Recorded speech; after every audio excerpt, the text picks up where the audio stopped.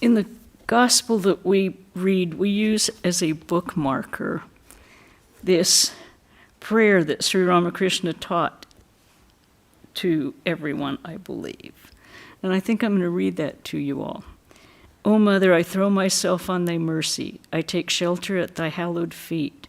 Be gracious and grant that I may have pure love for thee, a love unsmitten by cravings for earthly things, untainted by any selfish end, a love desired by the devotee for the sake of love alone.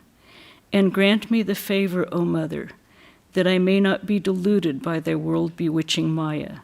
There is no one but thee whom I may call my own. Mother, I do not know how to worship. I am without austerity. I have neither devotion nor knowledge. Be gracious, Mother, and out of thy infinite mercy, grant me love for thy lotus feet. We get so used to using it as a bookmark, I don't read it all the time. But so we are on the chapter with the devotees at Dakshineshwar, part 2. It was evening. Sri Ramakrishna was meditating on the Divine Mother and chanting her holy name. The devotees also went off to solitary places and meditated on their chosen ideals. Evening worship began at the temple garden in the shrines of Kali, Radhakrishna, and Shiva. It was the second day of the dark fortnight of the moon.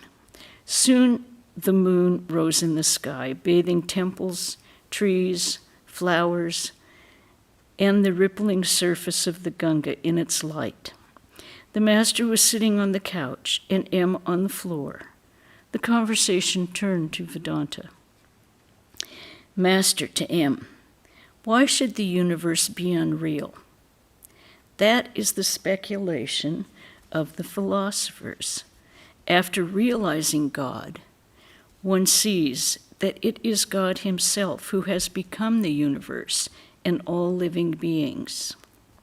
The Divine Mother revealed to me in the Kali temple, that it was she who had become everything. She showed me that everything was full of consciousness. The image was consciousness. The altar was consciousness. The water vessels were consciousness. The door sill was consciousness. The marble floor was consciousness. All was consciousness. I found everything inside the room soaked, as it were, in bliss, the bliss of Satchidananda. I saw a wicked man in front of the Kali temple, but in him also I saw the power of the Divine Mother vibrating. That is why I fed a cat with the food that was to be offered to the Divine Mother. I clearly perceived that the Divine Mother herself had become everything, even the cat. The manager of the temple garden wrote to Mathur Babu saying that I was feeding the cat with the offering intended for the Divine Mother. But Mathur Babu had insight into the state of my mind. He wrote back to the manager, let him do whatever he likes. You must not say anything to him. After realizing God, one sees all this aright. That is, that it is he who has become the universe, living beings, and the 24 cosmic principles. But what remains when God completely effaces the ego cannot be described in words. As Ram Prasad said in one of his songs, then alone will you know whether you are good or I am good.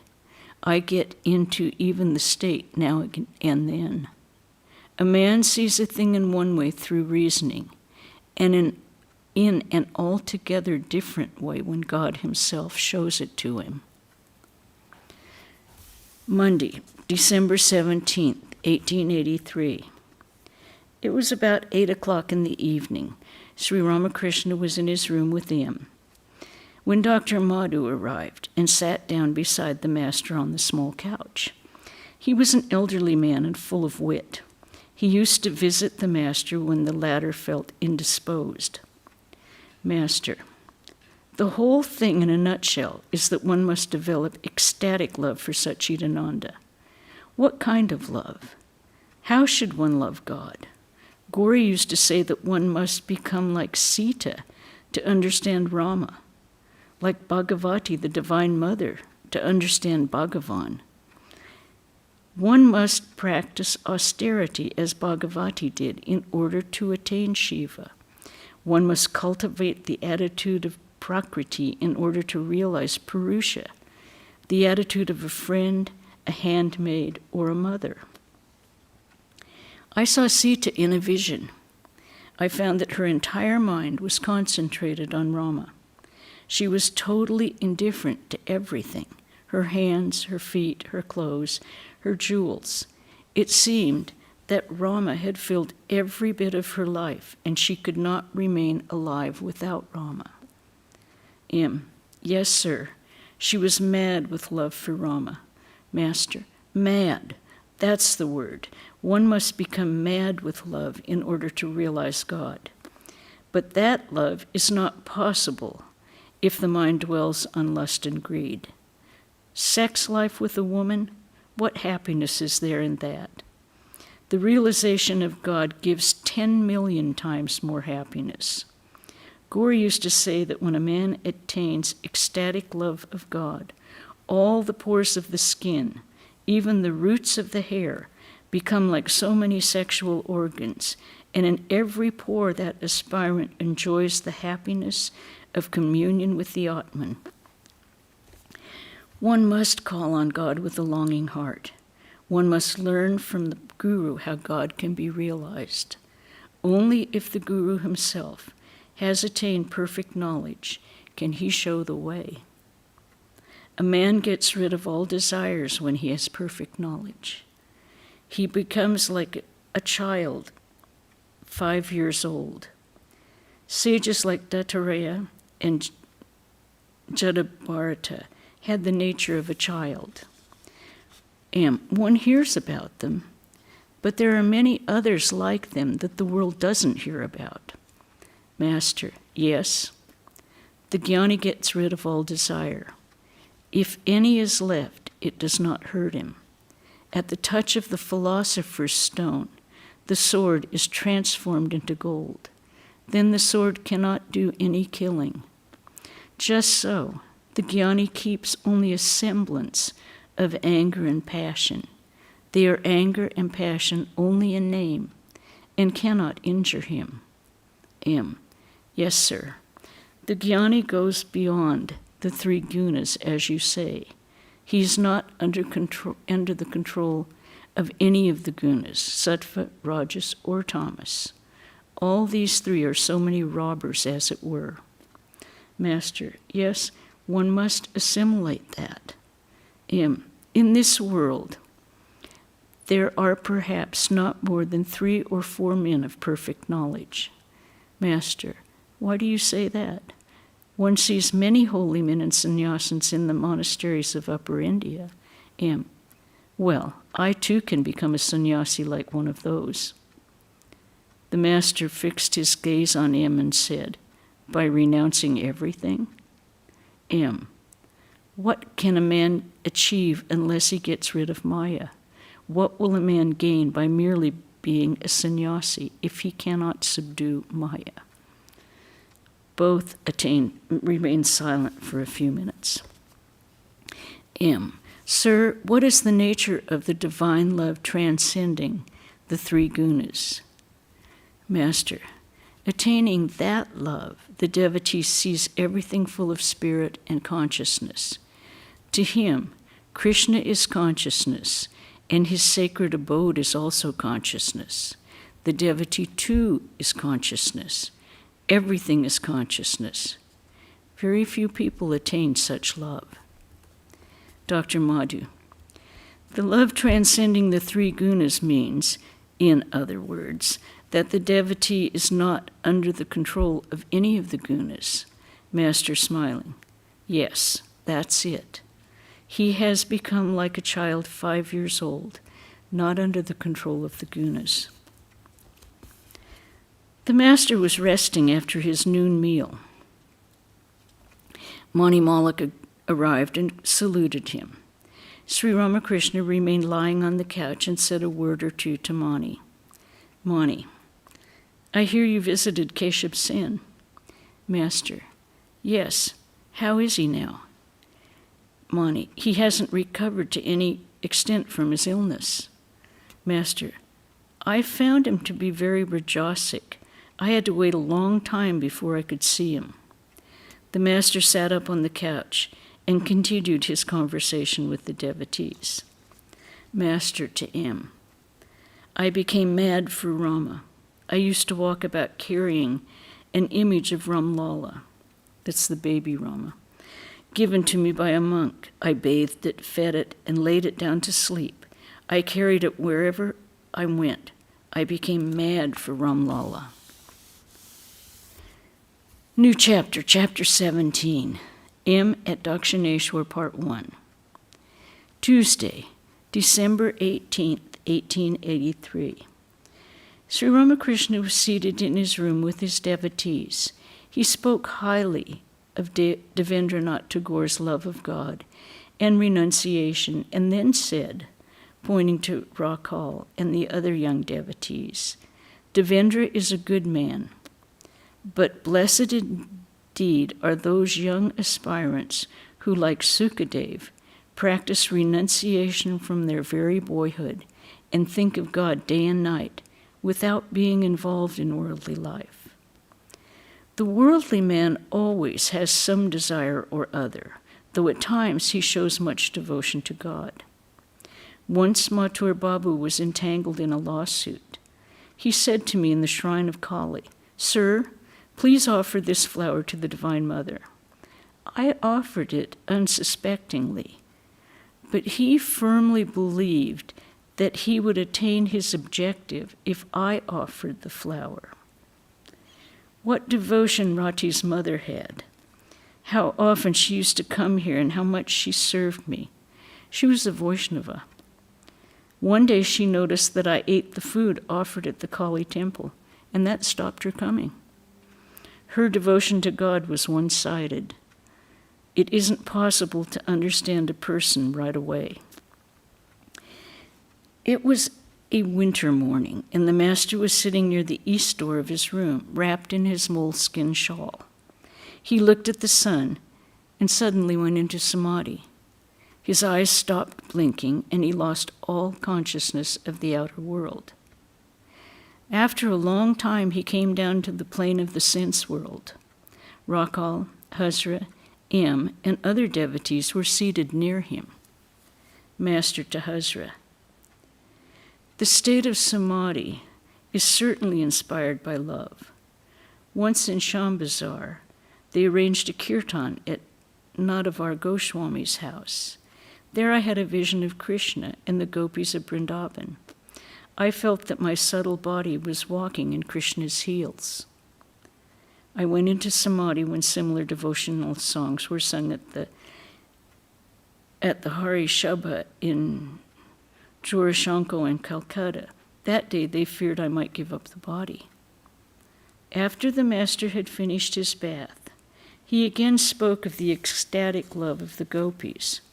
He said to M and the other devotees, one should accept the fervent attachment of the gopis to their beloved Krishna. Sing songs like this. Tell me, friend, how far is the grove where my Krishna, my beloved, dwells? His fragrance reaches me even here, but I am tired and can walk no further. Again he sang, I am not going home, O friend, for there it is hard for me to chant my Krishna's name. Sri Ramakrishna had vowed to offer green coconut and sugar to Siddheshwari, the Divine Mother, for Rakhal's welfare.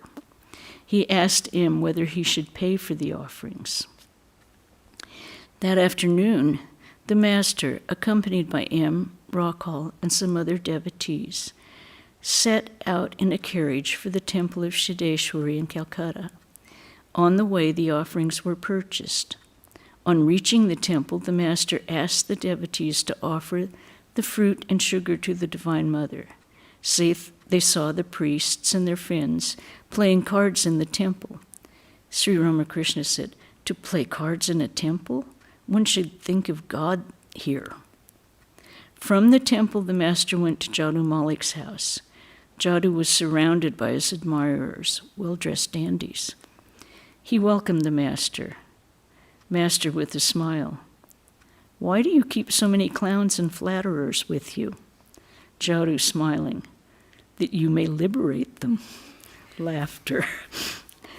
Master, "Flatterers think that the rich man will loosen his purse strings for them, but it is very difficult to get anything from him. Once a jackal saw a bullock and would not give up his company. The bullock roamed about and the jackal followed him. The jackal thought, 'There hang the bullock's testicles. Some day or other they will drop to the ground and I shall eat them.' When the bullock slept on the ground, the jackal lay down too, and when the bullock moved about, the jackal followed. Many days passed in this way, but the bullock's testicles still clung to his body. The jackal went away disappointed." All laughed. That also happens to flatterers. Jadoo and his mother served refreshments to Sri Ramakrishna and the devotees. Wednesday, December 19th, 1883. It was 9 o'clock in the morning. Sri Ramakrishna was talking to M near the bell tree at Dakshineshwar. This tree, under which the master had practiced the most austere sadhana, stood in the northern end of the temple garden. Further north ran a high wall, and just outside was the government magazine. That's ammunitions in Army base. Further north ran a high wall, and just outside was the government magazine. West of the bell tree was a row of tall pines that rustled in the wind. Below the trees flowed the Ganga, and to the south could be seen the sacred grove of the Panchavati. The dense trees and undergrowth hid the temples. No noise of the outside world reached the bell tree.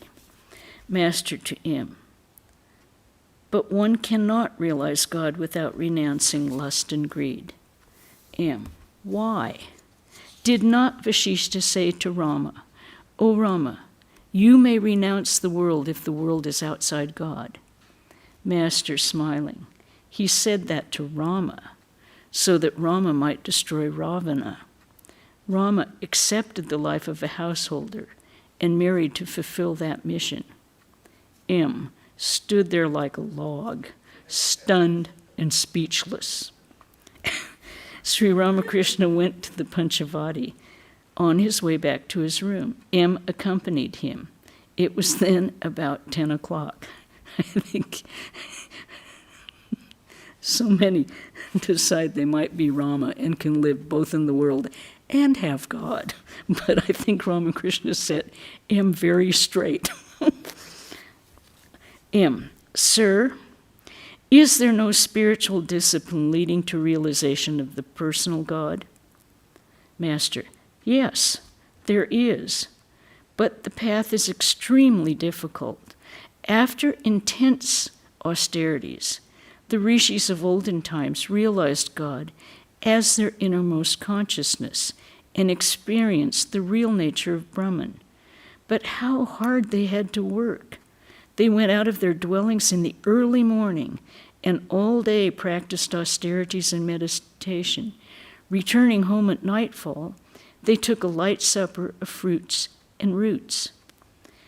But an aspirant cannot succeed in this form of spiritual discipline if his mind is stained with worldliness, even in the slightest degree.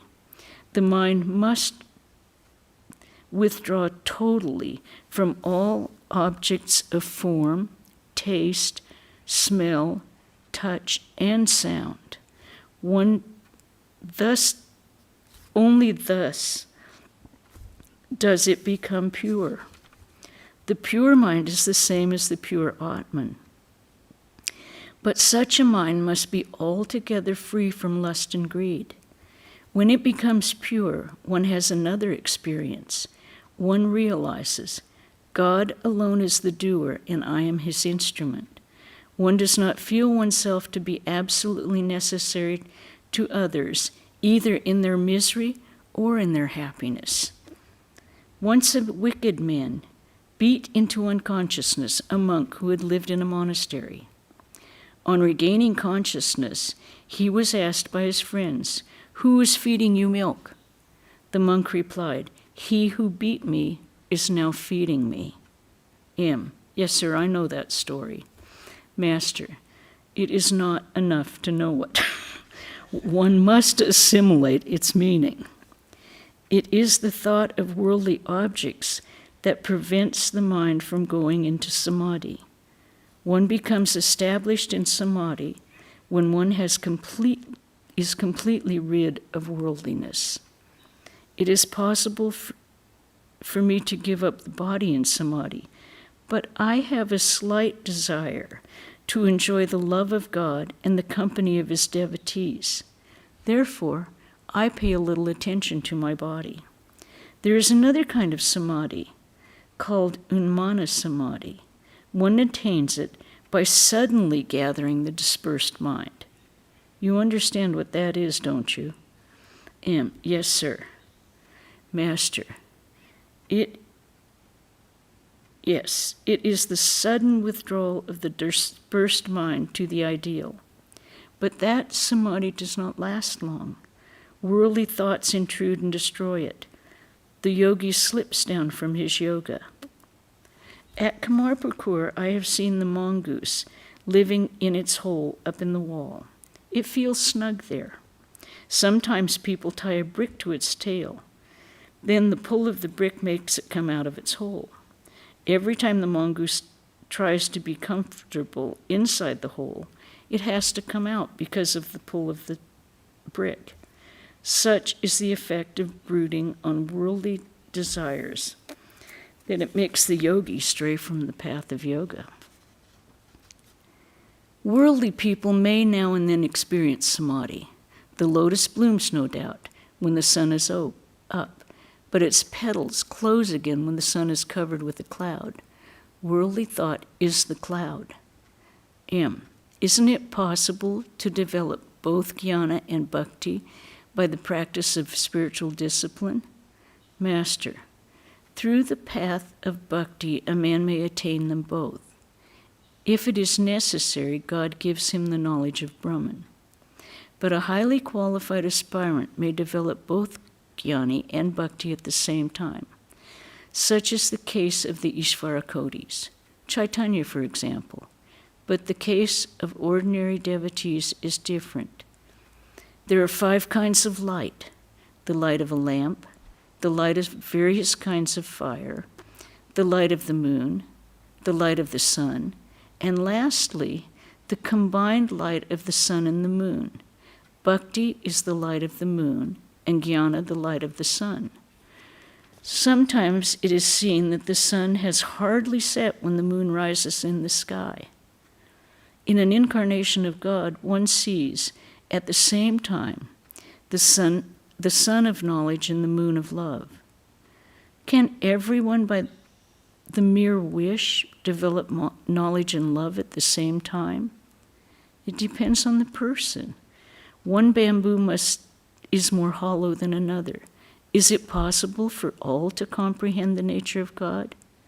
Can a 1-seer pot hold 5 seers of milk? M. But what about the grace of God? Through his grace, a camel can pass through the eye of a needle. Master, but is it possible to obtain God's grace just like that? A beggar may get a penny if he asks for it. But suppose he asks you right off for his train fare. How about that? M stood silent. The master too remained silent. Suddenly he said, "Yes, it is true. Through the grace of God, one may get both jnana and bhakti." M saluted the master and went back to the bell tree. Okay. At midday, finding that M had not yet returned, Sri Ramakrishna started toward the Beltree. But on reaching the Panchavati, he met M, carrying his prayer carpet and water jug. M saluted the master. Sri Ramakrishna said to M, "I was coming to look for you. Because of your delay, I thought you might have scaled the wall and run away. I watched your eyes this morning and felt apprehensive lest you should run away. You should go away like Narayan Shastri. Then I said to myself, no, he won't run away. He thinks a great deal before doing anything." The same night, the master talked to M, Rakhal, Latu, Harish, and a few other devotees. Master to M, "Some people give a metaphysical interpretation of the Vrindavan episode of Sri Ramakrishna. What do you say about that?" M, "There are various opinions. What if there are? You have told us the story of Bhishma Deva's weeping on the bed of arrows because he could not understand anything of God's ways. Again, you have told us that Hanuman used to say, 'I don't know anything about the day of the week, the position of the stars, and so forth. I only meditate on Rama.'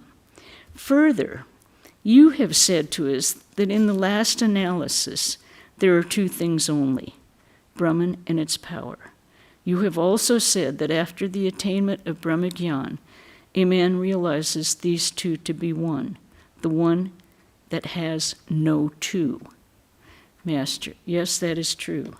Your ideal is to reach the goal. You may reach it by going either through a thorny forest or along a good road. Diverse opinions certainly exist. Nungta used to say that the monks could not be feasted because of the diversity of their views. Once a feast was arranged for the sannyasis. Monks of various sects were invited. Everyone claimed that his sect should be fed first, but no conclusion could be arrived at. At last, they all went away, and the food had to be given to the prostitutes." M, "Totapuri was indeed a great soul." Master, "But Hazra says he was an ordinary man. There's no use in discussing these things. Everyone says that his watch alone gives the correct time. You see, Narayan Shastri developed a spirit of intense renunciation. He was a great scholar. He gave up his wife and went away. A man attains yoga when he completely effaces lust and greed from his mind. With some, the characteristics of the yogi are well marked.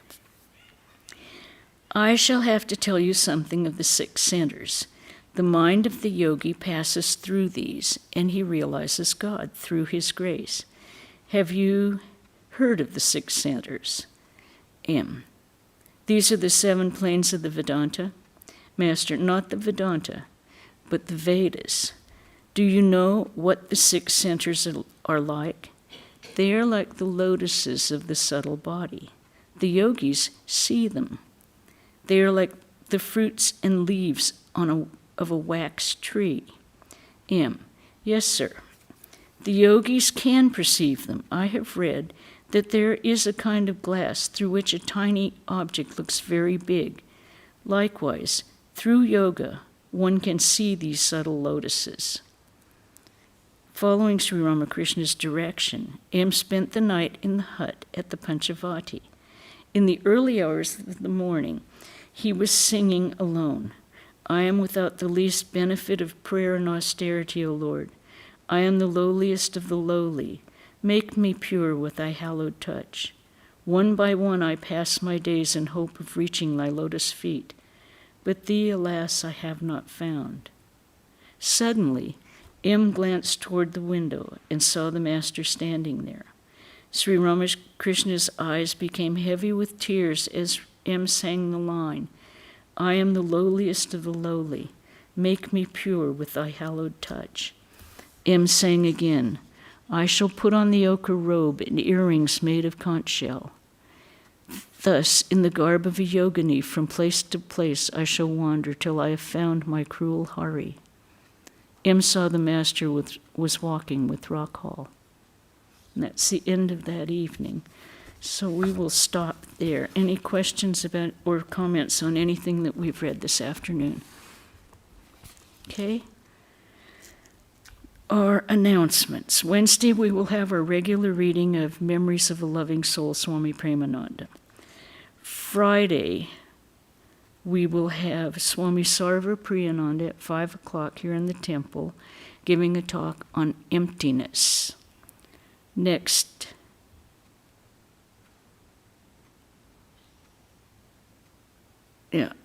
and then Saturday on the 21st, we will have